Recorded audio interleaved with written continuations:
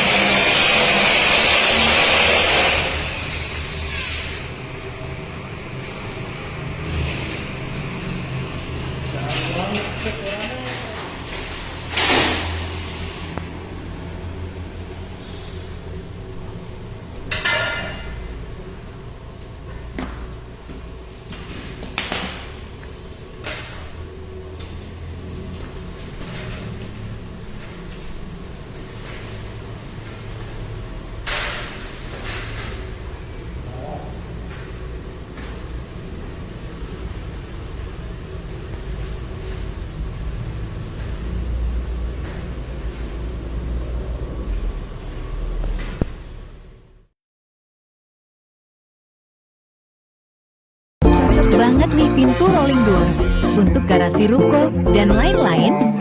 Pintunya terawat, harganya bersahabat, prosesnya cepat. Jangan lupa order ya guys, hehe.